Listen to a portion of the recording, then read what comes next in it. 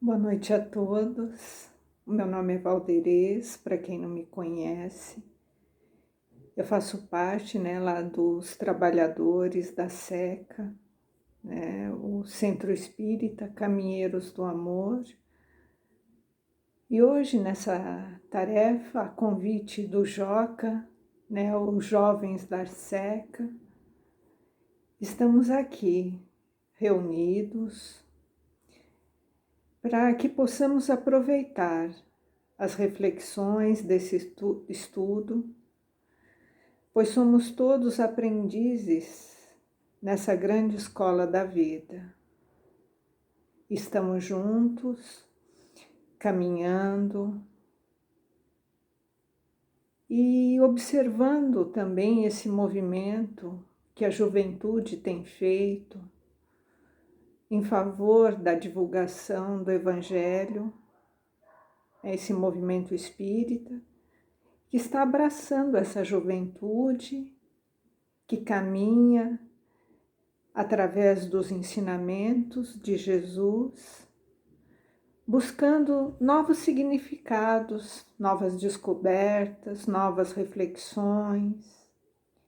E é muito bom, nós termos o contato, o privilégio de estarmos juntos, nesses trabalhos, nessas tarefas, nas vibrações. Muitos mesmo estando distantes, devido à circunstância na qual atravessamos atualmente, mas vibrando muito amor para todos os trabalhos da casa, para as tarefas, que estão se iniciando de forma gradual, dentro dos protocolos.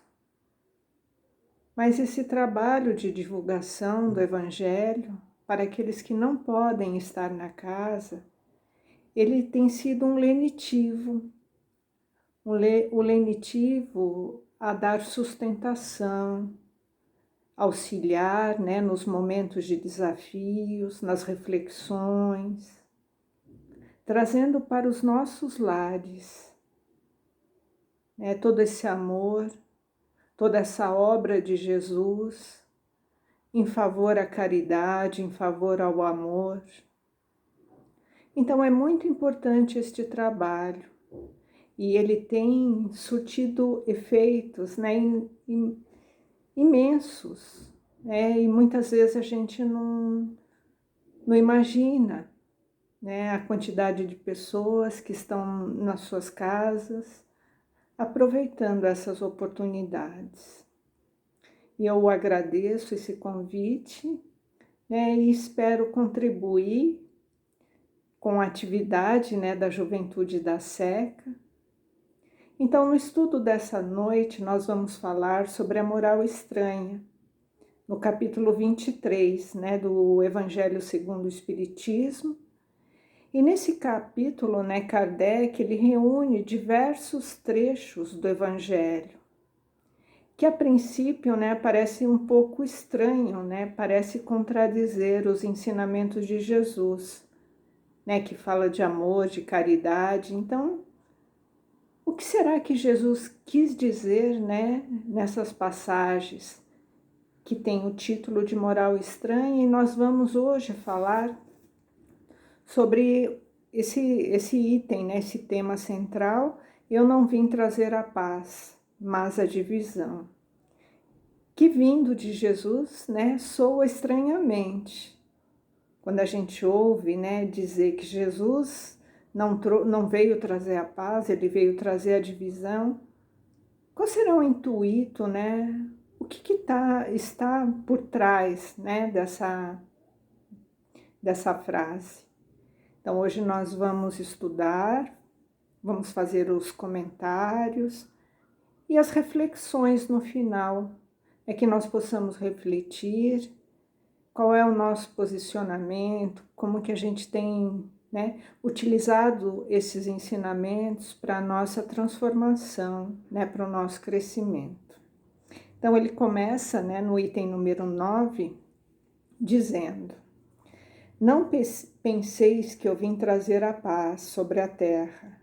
Eu não vim trazer a paz, mas a espada, porque eu vim separar o homem do seu pai, a filha da sua mãe, a nora da sua sogra, e o homem terá por inimigos os da sua própria casa. Essa passagem está em São Mateus, capítulo 10, versículos de 34, 35 e 36. Eu vim lançar o fogo sobre a terra, e que eu desejo senão que ela se acenda. Eu devo ser batizado com batismo, e quando me sinto apressado, que se cumpra. Credes que eu vim trazer a paz sobre a terra? Não, eu vos asseguro, mas ao contrário, a divisão. Porque de hoje em diante, se encontram 5 pessoas numa casa, elas estarão divididas umas contra as outras. 3 contra 2 e 2 contra 3. O pai estará em divisão com seu filho e seu filho com seu pai. A mãe com a filha com a mãe. A sogra com a nora e a nora com a sogra. São Lucas, capítulo 12, versículos 49 a 53. O que nós podemos interpretar, né? Vindo de Jesus, né? Uma afirmação tão devastadora, né? Aqui dá a impressão de que Jesus, ele é um comandante, né? Sanguinário e perverso. A impressão que se dá é que ele quer destruir, que ele quer aniquilar, que ele quer matar, né? Vindo de Jesus, isso seria improvável, porque Jesus é a personificação da bondade, da doçura, da caridade, da humildade, do amor. Então, o que esse ensinamento ele está nos trazendo, né, para que possamos refletir? Já que Jesus, né, não tem essa condição de um comandante de um exército. A missão de Jesus é de pacificador. Ele veio, né, nos propor o desafio, né, da transformação. Ele veio como um educador, como um evangelizador.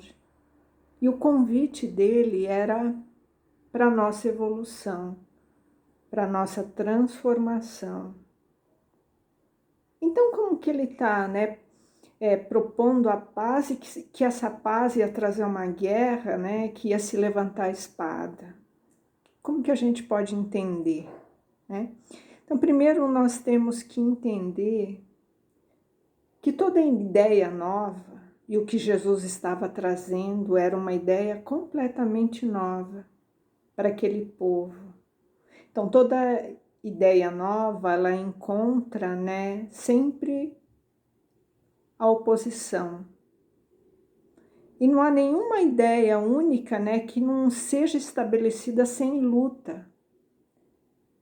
É como se toda vez que viesse um desafio novo, nós tivéssemos que sair da zona de conforto.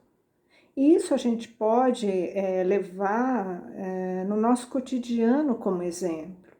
Toda vez que a gente tem um embate, um desafio, algo a vencer, né? A gente fica ali, né, naquele estranhamento, naquela dificuldade, a gente demora para reagir. Muitas vezes a gente vai contra aquela situação, porque muitas vezes a gente acha que aquela situação na qual nós nos encontramos, ela é mais favorável. Porque toda ideia nova, ela causa esse estranhamento.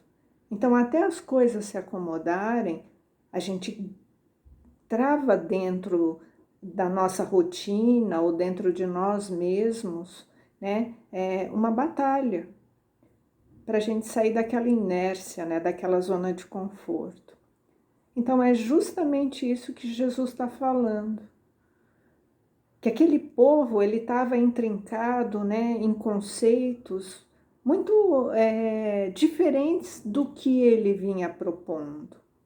Aquele povo, naquela época, eles estavam muito presos, né, aos rituais, né? Então, eles estavam recém-saídos do paganismo, né, de cultos exteriores, de materialismo.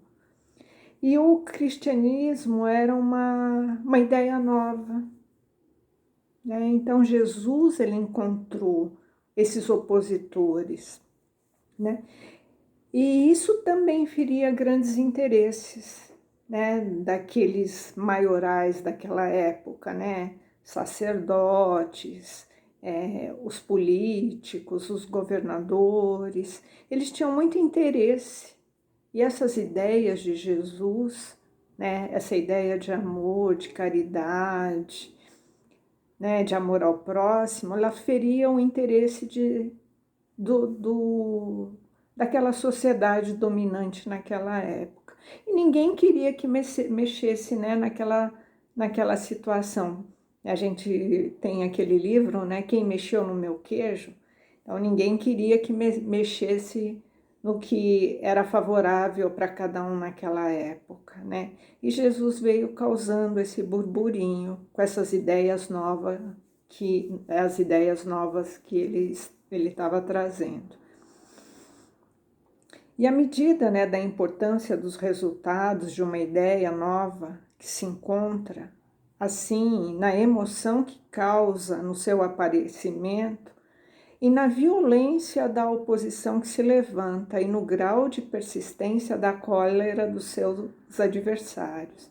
Então, ele mexeu com muita gente e as ideias que ele trazia feriam muitos interesses.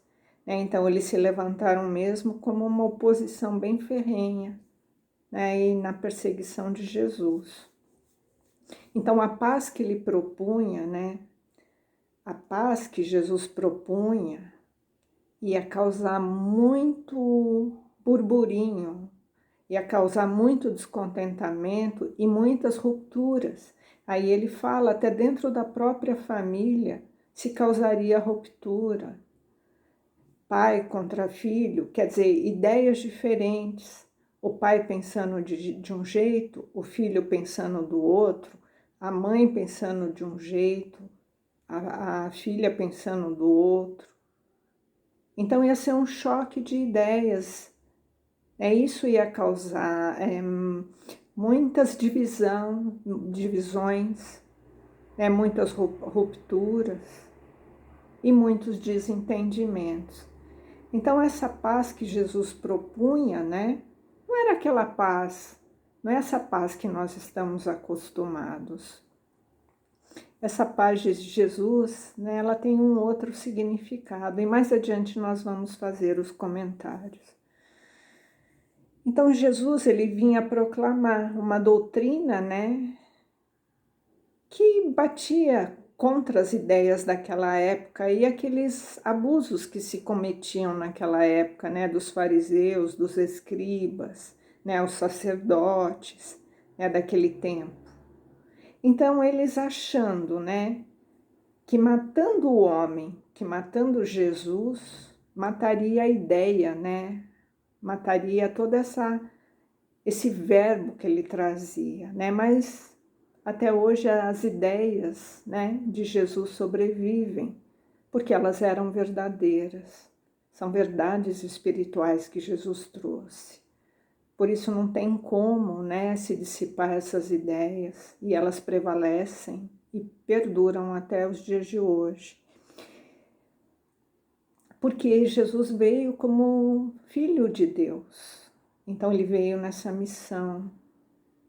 Então já se passaram mais de 2000 anos, né? E essa ideia, ela sobrevive e se fortalece a cada dia. Hoje nós temos o privilégio de ter muito mais conhecimento e ter essas interpretações, né, sobre os ensinamentos de Jesus. Então hoje nós temos muito mais recurso, né, de estudar a doutrina, de buscar esses recursos de entendimento, Então hoje nós somos privilegiados, né? Aquele povo naquela época, eles estavam engatinhando ainda. Por isso até que Jesus falava por parábolas, né?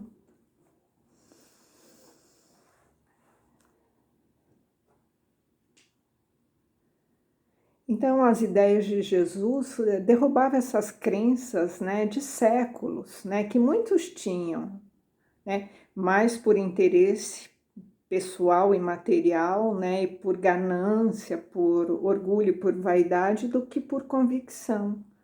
Por isso que causou toda esse frenesi, né, na sociedade daquela época, porque as ideias de Jesus, elas veio contrárias a tudo isso, né, esses cultos às coisas materiais. Então Jesus, ele veio como um evangelizador. Ele veio sempre falando da questão moral, da transformação moral. Então há de se observar que o cristianismo chegou justamente, né, quando o paganismo estava no declínio. Né? Então tinha toda aquela condição, daquela dificuldade que ainda trazia a esse apego, né, às coisas externas, aos cultos externos, ao materialismo, aos rituais, aos dogmas. Né? E antes da vinda de Jesus, né, nós tivemos dois filósofos, né, Sócrates e Platão, que eles foram precursores das ideias, né, cristã e do espiritismo também. Só que na época, né, desses dois filósofos, né, aquela cultura não estava preparada, né, eles ainda estavam presos, né, a essa questão do paganismo. Então essas ideias de Platão e de Sócrates, elas não tiveram espaço. Então olha como a espiritualidade já começou antes do Cristo, né, a trabalhar essa questão, falando das verdades espirituais. Então eram dois filósofos, né, que tinham essa condição desse entendimento naquela época, mas que aquele povo eles não teve, eles não tiveram alcance, né, desses ensinamentos, porque esse povo ainda estava muito, vamos dizer, cru, né, não estava preparado para receber esse tipo de conhecimento. E essa informação, né, está na introdução. É muito importante, né, nós lermos a introdução do Evangelho segundo o Espiritismo, porque aqui tem no início, na introdução, que fala sobre esses filósofos, né, Sócrates e Platão, como precursores da ideia cristã e do Espiritismo. E eles têm um resumo, né, da doutrina de Sócrates e Platão. Eles criaram uma doutrina e é bem próxima, né? Ela já fala sobre a alma, fala sobre essa pré-existência da alma, né? Então é interessante vocês se atentarem, né, na introdução do Evangelho segundo o Espiritismo e ler sobre essa doutrina que Sócrates e Platão eles delinearam, né? Então já tinha algo escrito sobre o espiritismo e o cristianismo antes do Cristo. Então olha que a espiritualidade ela vem preparando a humanidade, né? Então é de passos pequenos, mas que um sucede ao outro e um serve de complemento ao outro. Então nós precisamos de tijolinhos, né? Começou com essa parte filosófica, depois veio Moisés, veio Jesus, né? Para nós termos todos os conhecimentos, né, que nós temos até os dias de hoje. Então vamos continuando.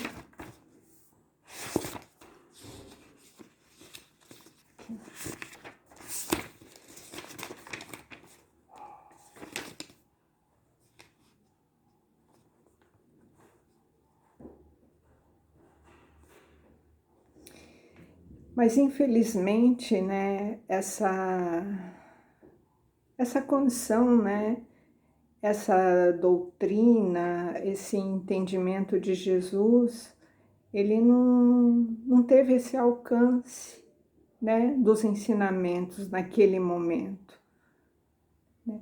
Porque o povo também ainda estava passando por essa dificuldade do entendimento e essa ruptura, né? Então essas verdades espirituais, elas foram colocadas na forma que aquele povo poderia entender naquele momento.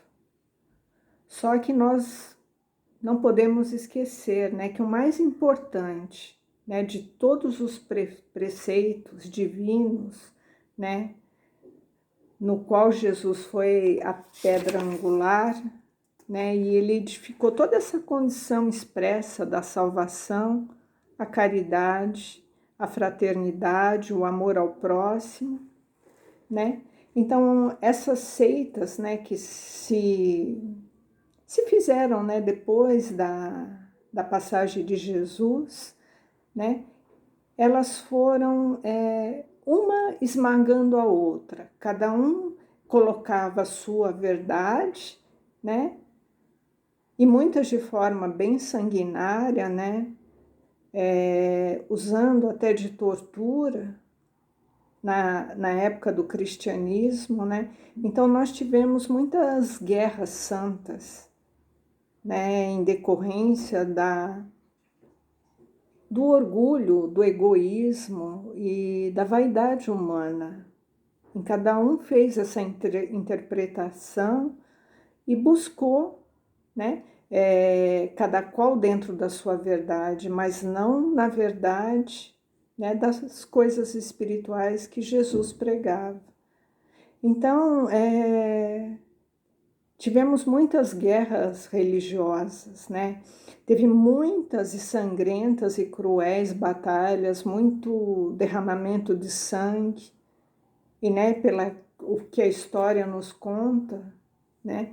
As guerras religiosas mataram muito mais e cometeram muito mais atrocidades do que as guerras políticas. Para ver o tamanho, né, do egoísmo, né, humano em relação a essa conquista, né, de território, de poder, tudo em nome da religião, cada qual dentro daquilo que entendia, ia massacrando o povo, né, e fazendo esse derramamento de sangue, muito diferente do que Jesus propunha de paz. Então Jesus sabia que diante dessa nova condição que ele trazia, né, dessas verdades espirituais, né, desse convite à evolução, que muitas guerras seriam travadas, né, em seu nome. E nós vimos, né, na época da Inquisição, tudo o que aconteceu, tudo que foi, né, que a história nos conta. Então, muita crueldade, muita barbaridade em nome de uma religião. E foi culpa da doutrina do Cristo que se fez tanto derramamento de sangue? Não, certamente que não. É porque ele condenava todo tipo de violência, né? Ele nunca falou para os seus discípulos: ide, matai, massacrai, queimai, aqueles que não creem como vós. Então não foi esse o ensinamento do Cristo. Ele nunca passou esse tipo de orientação para os discípulos, que aqueles que não acreditassem, né, nos ensinamentos, que seriam mortos, massacrados ou queimados. Né? Muito pelo contrário, ele pregava que todos os homens são irmãos, que Deus, né, é soberanamente misericordioso. Também nos ensinou a amar o próximo, amai os vossos inimigos, fazei o bem àqueles que vos perseguem, E ainda disse: quem matar pela espada, perecerá pela espada. A responsabilidade não é, pois, da doutrina de Jesus, mas daqueles que interpretam falsosamente, né? E que fizeram dela um instrumento para servir às suas paixões. Aqueles que ignoram as palavras, né? Meu reino não é desse mundo. Então, aquele que levanta a espada em nome do Cristo, não entendeu o significado que o nosso reino não é deste mundo. Ele fica esperando as vitórias, né? O poder aqui nesse mundo material. Então, a paz que Jesus propunha, né? Causou muito derramamento de sangue, mas não, né? Por culpa da doutrina. É culpa do próprio homem, né? Esse homem ainda que carrega dentro de si o orgulho, o egoísmo, a vaidade e todas as paixões humanas. Então, quando Jesus fala, né, não creais que eu vim trazer a paz, mas a divisão, o seu pensamento era esse. Não creais que a minha doutrina se estabeleça pacificamente. Então, ele já alertava, né, que a doutrina que ele trazia, o ensinamento que ele trazia, as verdades espirituais que ele trazia, não ia ser estabelecida através, né, da passividade. Ela conduzirá a luta sangrenta, das quais o meu nome será o pretexto. Então, muitos vão usar o nome de Jesus para combater, para ganhar território, para impor regras, normas de conduta, mas que não tem nada a ver com os ensinamentos de Jesus. Porque os homens não me terão compreendido, ou não terão querido me compreender. Os irmãos separados por causa da sua crença tirarão a espada um contra o outro, e a divisão reinará entre os membros da mesma família, que não tiveram a mesma fé, e eu vim lançar o fogo sobre a terra, para limpá-la dos erros e dos preconceitos, como se coloca fogo num campo para nele destruir as más ervas, e tenho pressa que ele se acenda, que é para depuração, para que a depuração seja mais pronta, porque desse conflito a verdade sairá triunfante. A guerra sucederá à paz, ao ódio dos partidos, à fraternidade universal. As trevas do fanatismo, à luz da fé esclarecida. Então, olha quantas coisas, né, esse ensinamento nos traz. E os ensinamentos do Cristo, né, ele vai causar todas essas mudanças, essas transformações, porque aquele povo ainda estava entorpecido. Então precisava de toda essa condição, né, dessa sacudidela moral, para que as pessoas pudessem começar a pensar de forma diferente, saísse daquela zona de conforto, né? Sair das trevas, ele diz, sair do fanatismo, trazer a luz, a fé esclarecida. É o que nós estamos buscando através do estudo, do conhecimento, a luz. Nós estamos buscando conhecimento, uma fé raciocinada, né? Uma fé esclarecida, sem o véu da ignorância. Então, essas explicações, né, desse capítulo todo, né, nesses comentários de Kardec, né, nós vamos entendendo qual era essa moral que Jesus estava nos mostrando, né? O desafio proposto é a transformação, é a nossa renovação. E buscar o entendimento, né? Olha quanto tempo nós esperamos para que a gente entendesse realmente qual eram os ensinamentos de Jesus. Aquele povo naquela época, eles não tinham essa condição que nós estamos tendo hoje, né? Por isso que nós temos que aproveitar essas oportunidades, né, de buscar esses estudos, de buscar essa condição. E ele continua aqui, né? Ele fala que a verdade sairá triunfante. Então, quando o campo estiver preparado, eu vos enviarei o Consolador, o Espírito de verdade, que virá restabelecer todas as coisas, quer dizer, em fazendo conhecer o verdadeiro sentido das minhas palavras. Então, Jesus aqui, ele já nos, né, alertava, né, ele já falava sobre o Consolador prometido, que o Espírito da verdade, Jesus, ele ia trazer as explicações no momento certo, né? Quando a humanidade estivesse preparado para entender os significados das minhas palavras. Os homens mais esclarecidos poderão, enfim, compreender e, por fim, a luta fratricida que divide os filhos de um mesmo Deus, cansado, enfim, de um combate sem resultado, que não arrasta atrás de si senão a desolação e leva a perturbação até o seio das famílias. Os homens reconhecerão onde estão os seus verdadeiros interesses, para este mundo e para o outro. Verão que lado estão os amigos e os inimigos da sua tranquilidade.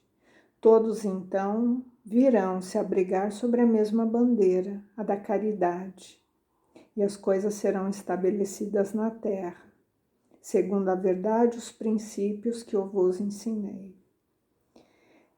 Então, a obra de Jesus era pautada na caridade.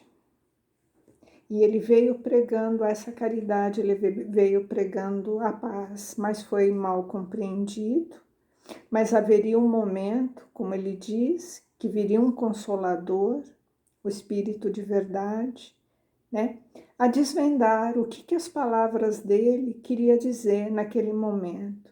E é o que nós estamos fazendo no Evangelho, fazendo, né, a leitura das explicações de Kardec, à luz do Espiritismo, sobre essas verdades, né? Esse desafio da transformação moral.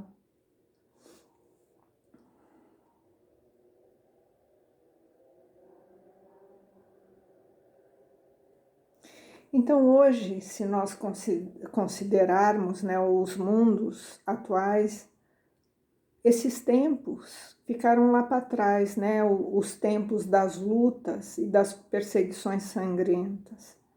Isso já aconteceu, né, na época de Jesus, depois de Jesus também, né? Hoje, as guerras que nós temos que suportar são as guerras morais, né? Por isso que nós estamos buscando a luz. Então, se nós pensarmos, né, em tudo isso que nós lemos até agora, né, todas essas explicações, a gente pode usar aqui uma frase de João, né, palavras de Jesus. A minha paz eu vos deixo, mas não vou-la dou como o mundo dá.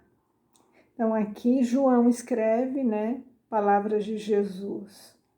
Ele deixa a paz, ele veio nos deixar a paz. O convite dele é para essa, né, um desafio para a nossa transformação moral, para essa paz que nós buscamos.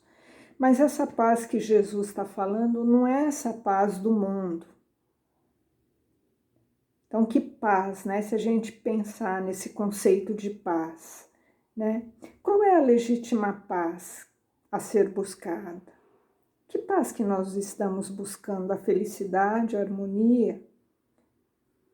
Ou é aquela paz que Jesus propõe?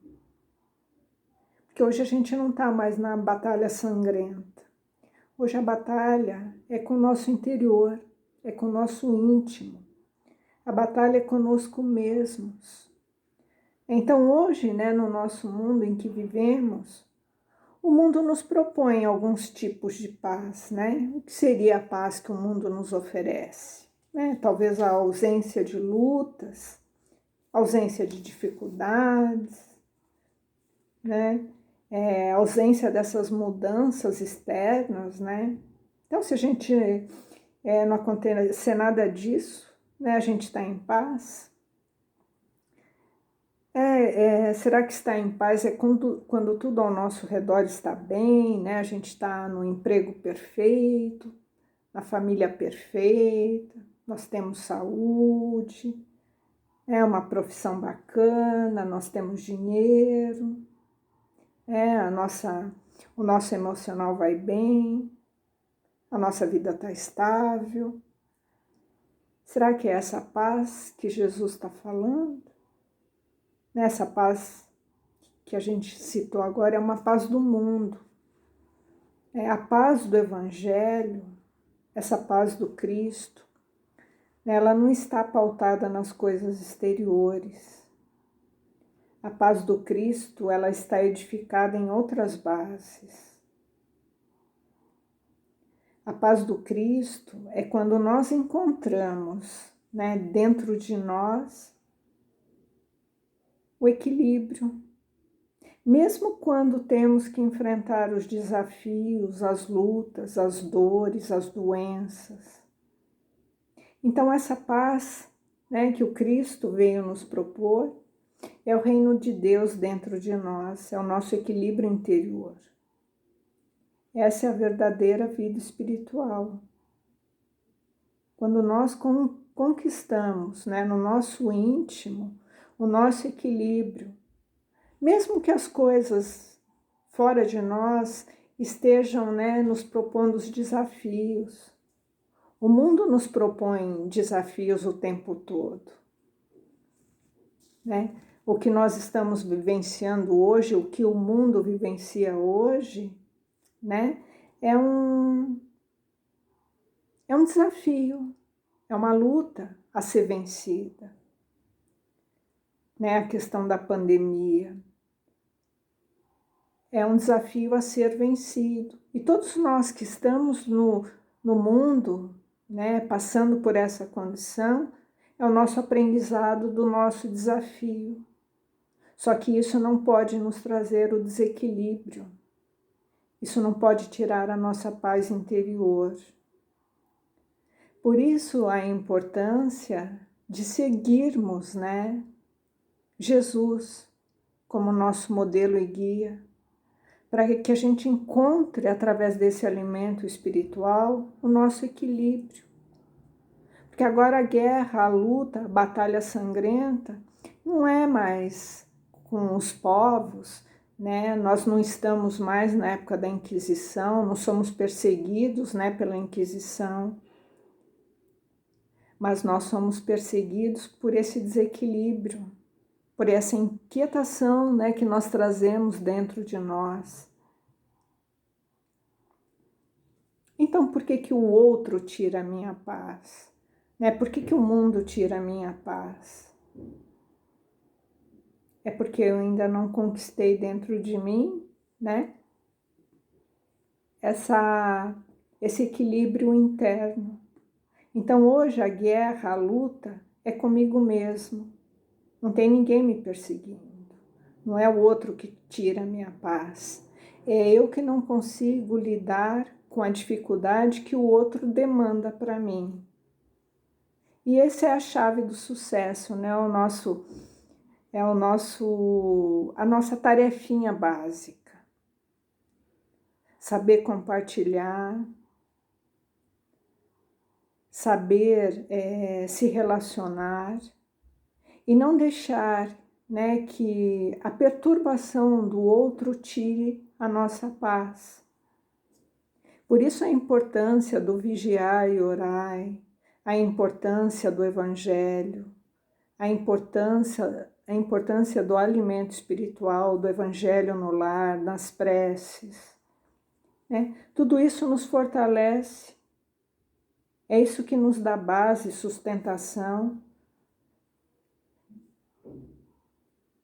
E tudo o que nós buscamos é essa transformação, é o grande desafio, é nós sabermos lidar com as nossas dificuldades e transformar, né, tudo que nós identificamos, que nós precisamos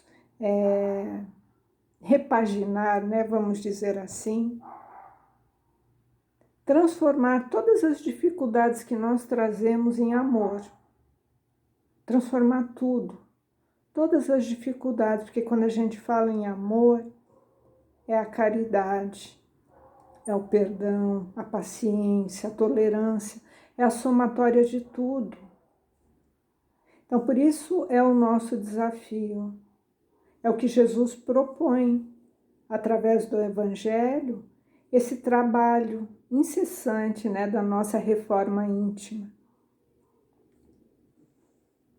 Então, nós temos que nos preparar internamente, né, para lidar com as mudanças das circunstâncias, sejam elas quais for, né, com os desafios, com as lutas, né, sem abrir mão da nossa serenidade e do nosso equilíbrio interior, vencendo assim, né, os verdadeiros adversários da nossa paz, que é o orgulho e o egoísmo, e assim nós alcançaremos a verdadeira paz.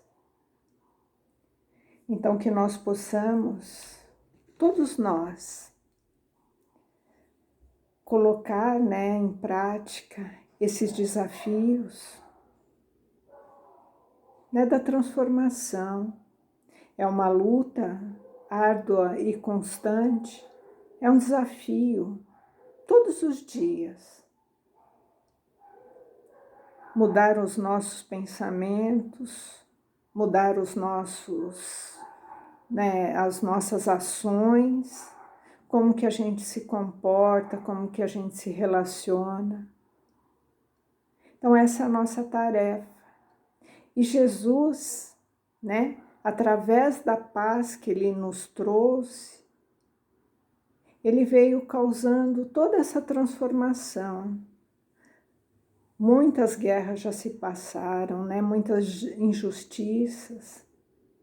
E hoje, então, a nossa maior luta é com essa guerra interna. E seremos vencedores. Porque o nosso real objetivo e o convite, né, do Evangelho é a evolução. Então, boa noite a todos. Que nós possamos nos apropriar, né, de tudo que foi dito essa noite, que nós possamos fazer uma reflexão e que nós possamos aplicar, né, no nosso dia a dia, nas nossas lutas e nos nossos desafios, tudo aquilo que estamos aprendendo com o Evangelho. Que assim seja, graças a Deus.